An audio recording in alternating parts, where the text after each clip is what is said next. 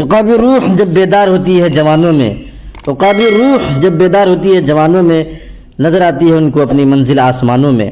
آپ صلی اللہ علیہ وسلم نے جب بعض لوگوں کو بھوک اور مشقت سے پریشان دیکھا تو فرمایا لا عیش الا عیش الآخرہ، زندگی تو صرف آخرت کی زندگی ہے۔ اللہم انصر الانصار والمہاجرہ، اے اللہ انصار اور مہاجرین پر رحم فرما۔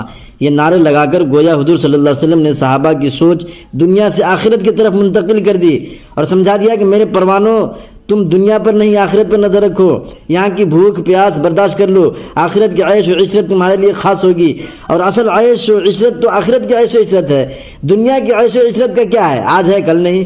دنیا کی تو ہر چیز زوال پذیر اور عارضی ہے، یہاں کی ثروت بھی عارضی، یہاں کی غربت بھی عارضی، یہاں کی صحت بھی عارضی، یہاں کی بیماری بھی عارضی، یہاں کی جوانی بھی عارضی، یہاں کا بڑھاپا بھی عارضی، یہاں کی بہار بھی عارضی، یہاں کی خزاں بھی عارضی، یہاں کی خوشی بھی عارضی، یہاں کی غمی بھی عارضی۔ مت شکوے کرو یہاں کی بھوک کے، آخرت پر نظر رکھو، سچے کی پیشن گوئی۔